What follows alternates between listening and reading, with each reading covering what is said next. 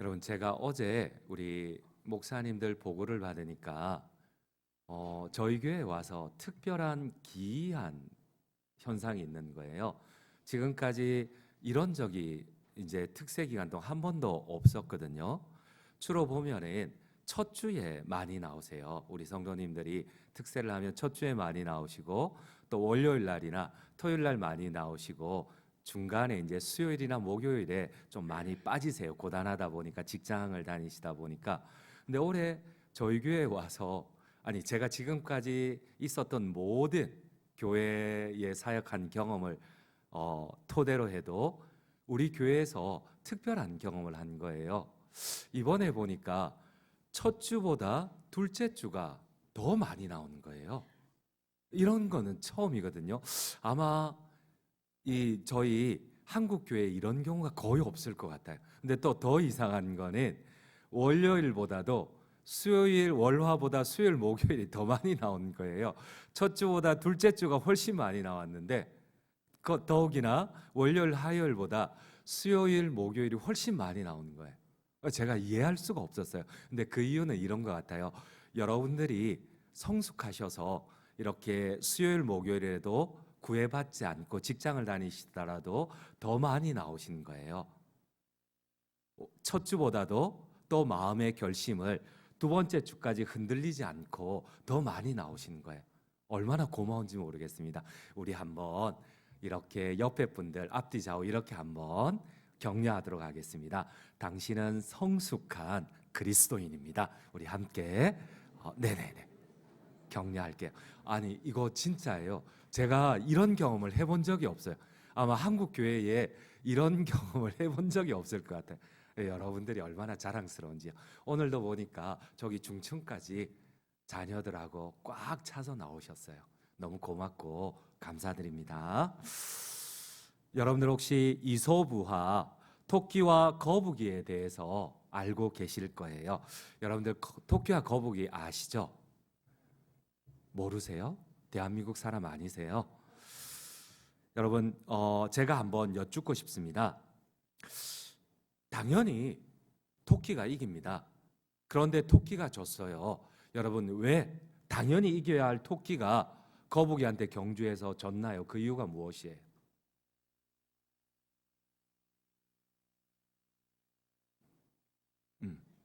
네, 여러분들이 얘기를 하는데 무슨 말인지 하나도 안 들립니다.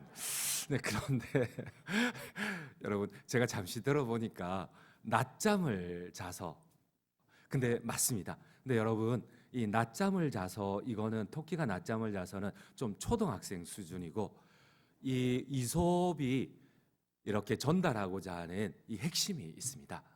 여러분, 왜 훨씬 월등한 토끼가 경주에서 지게 되고, 그리고 당연히 져야 할 거북이가 이기게 되었나요?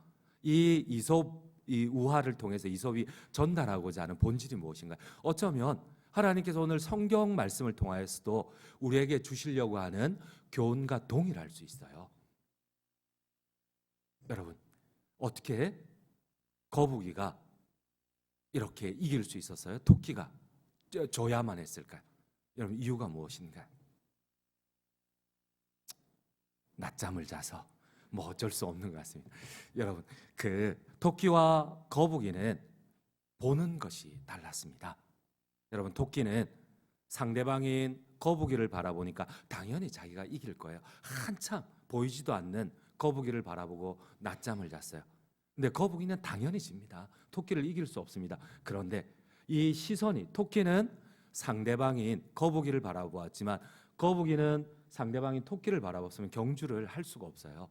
근데 그는 결승점을 바라보고 자기의 목표를 바라보았어요. 그래서 끝까지 쉬지 않고 달릴 수가 있었습니다. 여러분, 어쩌면 우리의 신앙도 마찬가지입니다. 여러분, 우리가 특세를 드리는 이유가 무엇입니까? 2026년 아마 우리의 소망대로 하나님이 이 특세를 통하여서 우리의 기도 제목을 이루어 주시기도 하고, 또 때로는 우리를 보호하시기도 하고 구원해 주실 수도 있으십니다. 그러나 우리가 특세를 드리는 진짜 목적은 우리의 목표를 달성하는 게 아니라 하나님 그분을 더 사랑하기 위해서입니다.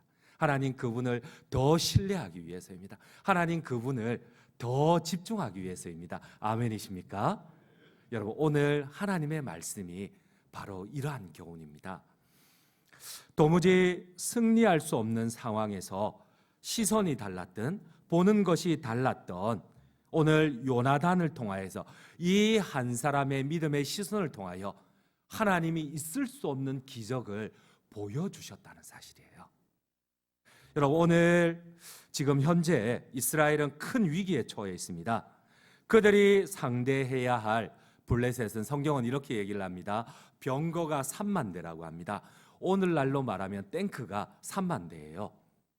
그리고 기마병, 이렇게 철갑을 두른 기마병들이 6천, 그리고 병사들은 해변의 모래처럼 셀 수가 없었어요. 10만 명이 넘었어요. 우리 한번 성경을 한번 읽도록 하겠습니다. 전쟁이 일어났습니다. 우리 함께 13장 5절을 함께 읽겠습니다. 블레셋 사람들이 이스라엘과 싸우려고 모였는데 병거가 3만 대요, 마병이 6천 명이요, 백성은 해변에 모래같이 많더라. 그들이 올라와 베다엔 동쪽 믹마스에 진침해.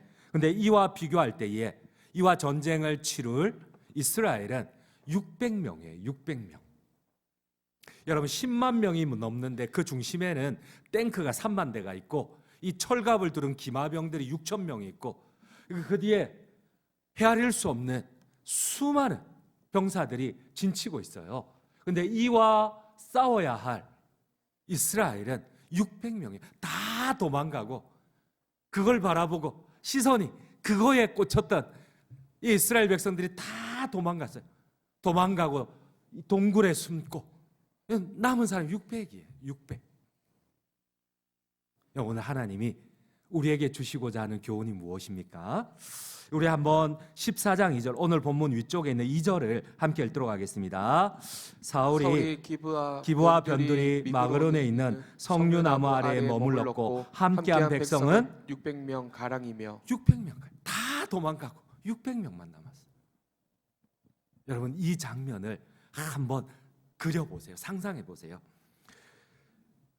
여러분, 다 도망가고 남은 600명, 그리고 성경은 또 기록하는 것이, 여러분, 이 상황을, 자, 여기서 왜 도망갔느냐, 그리고 이 전쟁을 너희들이 겪고 있는다면 어떻게 할 거냐 묻고 있는 겁니다.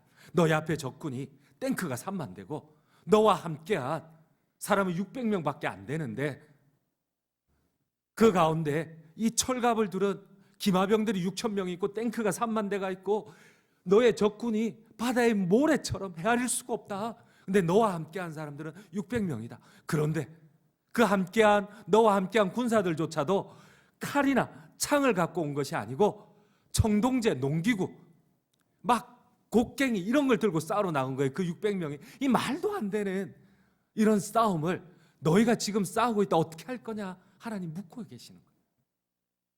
여러분, 우리가 잘 압니다. 역사 이래로 세계사를 보면은 이 청동기에서 철기로 넘어갈 때 이 철기가 문명 자체를 아예 세대를 아예 바꾸어 버렸어요. 근데 지금 적군 블레셋은 여러분 철기 문명을 가지고 이 블레셋 지중해를 넘어왔어요. 그리스에서 이 팔레스타인으로 넘어온 사람, 철기 문명을 가지고 있어요. 근데 여기에 대항할 이스라엘은 청동제 문화예요. 아직 청동제 농기구를 들고 왔어요. 이게 싸움이 10만 대 600, 한 200대 1, 말도 안 되는 상황. 여러분, 우리 한번 13장 22절, 하나님이 지금 이 상황을 이렇게 기록을 하고 있어요. 함께 읽도록 하겠습니다. 13장 22절입니다. 싸우는 날에 사울과 요나단과 함께한 백성의 손에는 창이나 칼이 없고 오직 사울과 그의 아들 요나단에게만 있었더라. 말도 안 돼요. 청동기 농기구를 들고 싸우러 나왔어요. 그나마 600명도 그냥 죽자는 거예요. 죽자는 거예요. 여러분, 오늘 하나님이 이 본문을 기록한 이유가 있습니다. 어디를 바라보느냐는 겁니다. 여러분, 우리에게는 때로는 이해되지 않는 질병이 찾아옵니다. 이해되지 않는 사업의 어려움이 찾아옵니다. 여러분, 이해되지 않는 하나님이 광야의 고난으로 인도하실 때도 있습니다. 우리를 훈련하기 위해서. 그때 여러분, 우리가 어디를 바라보십니까? 무엇을 바라보고 계십니까? 우리가 넘어설 수 없는 3만의 탱크들, 이 철갑을 두른 기마병들, 셀 수 없는, 이 헤아릴 수 없는 수많은 모래와 같은 적군들, 여러분, 우리의 시선이 어디에 머물고 계십니까? 결국 사울왕이 범죄한 이유가 무엇입니까? 적군을 바라보고 자꾸만 한 명이 기중한 이때에 그렇게 모였던 수만 명 가운데 다 도망가니까 분명히 온다고 했는데 사무엘이 자기가 막 마음이 막 힘든 거예요. 그러니까 막 자기가 사무엘을 대신해서 제사를 드리고 자기가 막 백성들을 설득하고 있는 거예요. 그의 시선은 계속 적군한테 머물러 있는 거예요. 그 적군이 두려워서 도망가는 우리 아군들에 머물러 있는 거예요. 그의 눈에는 하나님이 보이지 않는 거예요. 여러분, 그런데 오늘 이 상황 가운데서도 이 10만 명을 바라보며 두려워 떨고 있는 이 이스라엘 백성들과 달리 딱 한 명의 시선을 하나님은 강조를 하십니다. 요나단. 그 10만 명의 적진 가운데 칼을 든 이 시중과 함께 그 안을 막 들어가요. 그 안을 막 단 2명이 들어가요. 오늘 하나님께서 우리에게 교훈하시는 것이 무엇입니까? 우리에게 바라보기를 원하시는 것이 무엇입니까? 여러분, 우리 한번 오늘 본문 사무엘상 14장 17절을 함께 읽도록 하겠습니다. 17절입니다. 사울이 자기와 함께한 백성에게 이르되 우리에게서 누가 나갔는지 점호하여 보라 하여 점호한즉 요나단과 그의 무기를 던 자가 없어졌더라. 여러분, 수백 수천 명이 무서워서 다 도망가요. 다 동굴에 숨어요. 근데 거기 한가운데를 요나단이 들어가는 거예요. 여러분, 오늘 하나님께서 우리에게 권면하시는 것이 무엇입니까? 이 새벽에 특별히 특세를 마치는 이 마지막 날 하나님께서 우리에게 권면하시는 것이 무엇입니까? 때로는 여러분, 감당할 수 없는 이 탱크들이 나를 에워쌀 때가 있습니다. 감당할 수 없는 이 기마병들이, 수많은 적군들이 나를 에워쌉니다. 여러분, 그러나 하나님이 우리의 시선을 하나님을 향하여 고정하기를 원하십니다. 여러분, 오늘 요나단의 고백을 한번 보십시오. 우리 함께 읽겠습니다. 오늘 본문 조금 위에 있는 14장 6절입니다. 함께 읽겠습니다. 요나단이 자기의 무기를 든 소년에게 이르되 우리가 이 할례 받지 않은 자들에게로 건너가자. 여호와께서 우리를 위하여 일하실까 하노라. 여호와의 구원은 사람이 많고 적음에 달리지 아니하였느니라. 여러분, 이 원문에 보면은 혹시 여러분, 요나단도 여러분 두려웠어요. 혹시 하나님께서 우리를 위하여 일하실까 하노라. 하나님이 우리를 죽이시면 죽이겠다는 겁니다. 하나님이 나를 보호하지 않고 죽이면 죽겠다는 겁니다. 그런데 단 한 가지, 이 사실 하나는 변함이 없다는 겁니다. 여호와의 구원이 사람의 많고 적음에 달려있지는 않다는 겁니다. 비록 하나님이 나를 돕든지 안 돕든지 그거와 별개로 하나님은 전능한 하나님이시라는 겁니다. 하나님은 이 우주 만물의 주인이시라는 겁니다. 여러분들 아멘이십니까? 때로는 하나님이 이 질병에서 나를 구원하지 않을 수도 있습니다. 혹시 우리를 구원하실까 하노라.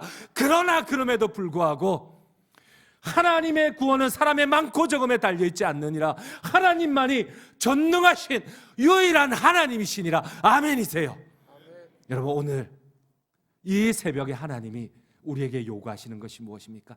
때로는 여러분, 우리의 현실 앞에 뒤로 물러나 침륜에 빠지고 도망가고 싶고 포기할 때가 있습니다. 그런데 하나님이 10번이고 100번이라고 하나님의 구원이 사람의 많고 적음에 달려있지 아니하노라. 이 우리의 고백을, 하나님의 신뢰를 끝까지 하나님이 받기를 원하신다는 사실입니다. 여러분, 이 2026년에 여러분 하나님을 신뢰하기 원합니다. 그때 하나님께서 오늘 본문의 마지막에 이렇게 하나님의 약속을 우리에게 줍니다. 우리 함께 우리 14장 20절 21절을 함께 읽도록 하겠습니다. 사울과 그와 함께한 모든 백성이 모여 전장에 가서 본즉 블레셋 사람들이 각각 칼로 자기의 동무들을 침으로 크게 혼란하였더라. 전에 블레셋 사람들과 함께하던 히브리 사람이 사방에서 블레셋 사람들과 함께 진영에 들어왔더니 그들이 돌이켜 사울과 요나단과 함께한 이스라엘 사람들아 합하였고. 여러분, 여기에 보니까 이 우리의 상식으로 감당할 수 없는, 여러분, 때로는 나와 함께한 사람들이 나를 배신할 수가 있어요. 여러분, 이때처럼 사람의 마음이 무너질 때가 없어요. 여러분 이때처럼 진짜 포기하고 싶을 때가 없어요. 근데 오늘 성경을 한번 보십시오. 이스라엘 사람인데 지 혼자 살겠다고 도망간 걸 넘어서 블레셋에 편들어 가지고 블레셋의 갑옷을 입고 이스라엘을 쳐들어온 거예요. 그런데 여러분 오늘 하나님께서 하시는 일이 무엇입니까? 이 블레셋끼리 저것끼리 싸우게 만드시고, 그리고 우리를 배신했던 아군이 적군에게 속하였는데 그들이 다시 돌이켜 블레셋과 싸우게 하시는 거예요. 여러분 내가 할 수 없어요. 오히려 좌절할 수밖에 없는 상황을 바꾸어 주시는 분은 하나님 한 분밖에 없어요. 그리고 성경은 또 이렇게 기록을 합니다. 우리 함께 읽겠습니다. 14장 22절입니다. 에브라임 산지에 숨었던 이스라엘 모든 사람도 블레셋 사람들이 도망함을 듣고 싸우러 나와서 그들을 추격하였더라. 여러분, 이 우리의 아군들 가운데 무서워서 막 동굴에 숨었던, 산지에 숨었던 사람들이 막 내려온 거예요. 이 사울 왕을 보십시오. 아군들이 막 도망가고 이러니까 마음이 급해가지고 이 자기가 넘어서는 안 되는, 사무엘을 대신해서 막 제사를 드리고 하나님을 보지 못하니까 그랬는데, 여러분 사무엘은 끝까지 하나님을 바라보고 요나단은 끝까지 하나님을 바라보니까 전세는 도무지 현실은 불가능한데 하나님이 일하기 시작하니까 기적이 일어나는 거예요. 도망갔던 사람들이 다 내려오고, 내 편에서 나에게 등에 칼을 꽂았던 사람들이 다시 다 돌이켜서 내 편이 되어주고.